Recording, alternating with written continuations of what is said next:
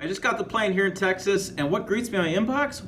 Why, it's the new information on a 2020 GMC Sierra Heavy Duty. I got all the details. I'm going to tell you all about it right now.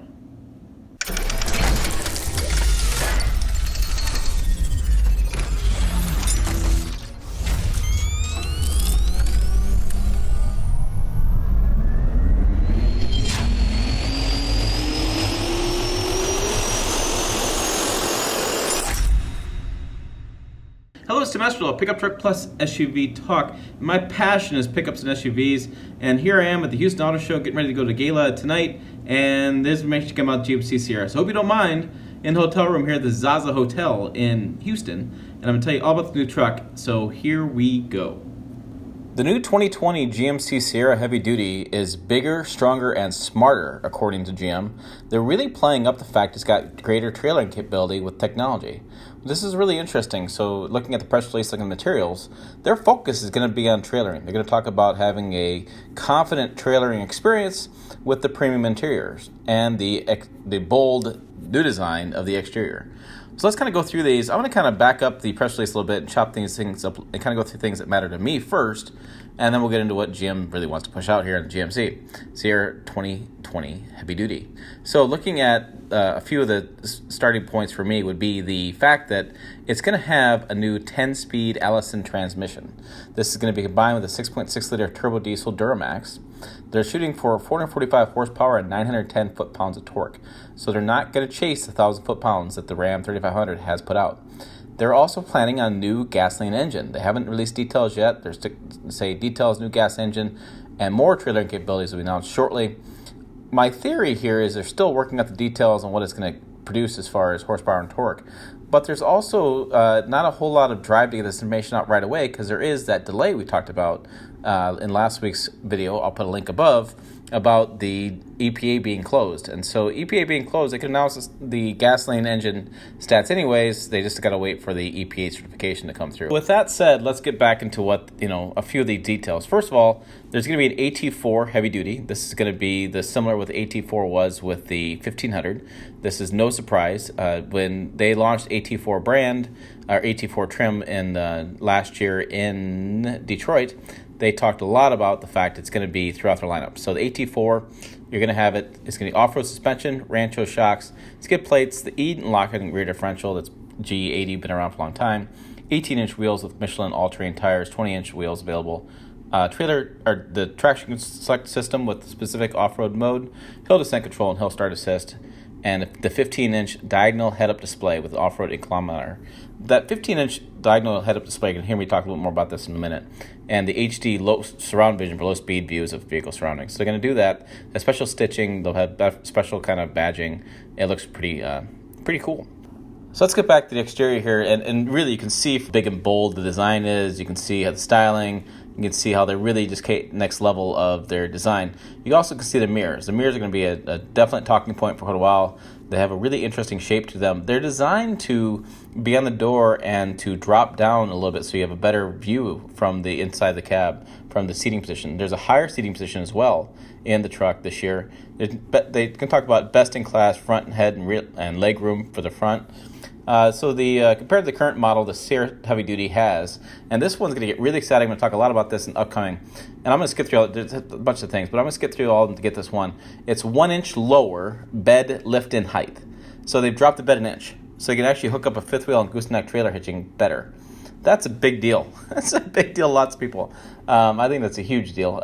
So they can have the bigger bed, the 12 corner tie downs, new available 112 volt power outlet, the larger grille with a functional hood scoop for the advanced cooling for the Duramax diesel, the longer wheelbase, more dominant hood line, and taller overall height. And so they're going to have the multi-pro tailgate that's going to be available in all trims, standard on SLT, AT4, and Denali. And you have a segment-exclusive cargo bed side steps. So the side steps are going to be exclusive. They're going to be located in front of the rear wheel openings, and they're going to complement the integrated corner steps. So that's going to be standard, those bed steps. So let's get back to trailering, because that's a big point of this. The entire press release is about trailering. So the key points here is automatic electric park brake. So when you stop, it applies a park brake, maintains the truck position when hitching. Park grade hold assist. So if you're on a hill, it's going to hold the brake. there's a see-through. This is the big deal. It's a see-through mirror. So you're going to be able to see behind the trailer. You'll be able to see inside the trailer. And if you have the certain apps with a certain trailer, the InMotion app, you're going to be able to access a lot of the functionality, or in-command control system. You'll be able to access a lot of the features of your trailer. Like you could extend the awning, which is pretty damn cool. I struggle with the awning all the time. I don't know how much you're going to use that stuff. I know you want to turn on the generator when you get to the campsite before you get there. There's some interesting control system they have. They're going to integrate that with the app. So if you have the certain trailer and you upgrade a trailer, you could turn that stuff on before you get there. You have hill start assist, hill descent control, trailer sway control, auto grade braking, and diesel exhaust braking. Tow haul mode. This is interesting. Tow haul mode has been adjusted so that way it remains on through the next key on cycle for up to 4 hours. So like if you stop and get gas and turn your truck off, when you turn it back on, you usually have to remember to turn on tow haul back on as the mode setting. This case is going to leave it on for you, and there'll be a reminder that the feature is engaged when you start the truck up. I think it's pretty cool. I think that's a very good benefit. There's also digital variable steering assist. It dynamically optimizes power steering according to driving scenarios. So if you're trailering, it enables you to steer easier while you're trailering. Again, this is all confidence in trailer, and they're going to do that same trailer info label they did on the 1500. It will be on the door jamb. It's going to include curb weight, GVWR, GCWR, maximum payload, maximum tongue weight, and rear gross axle weight rating. Those are all terms that most people have ignored for years. You have to get, actually know what they are. So that's about it. So 15 cameras, that's their biggest play. 15 cameras, new app, connect with the in-command control system from ASA Electronics. So if you have that connection, you can make it do a bunch of stuff in your trailer. You can set also the maintenance intervals.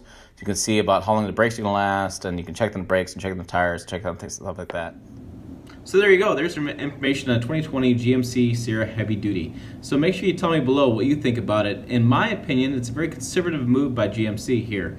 They built a big brand recognition with Denali. They did decide not to tweak the interior very much on one of the leading vehicles they have.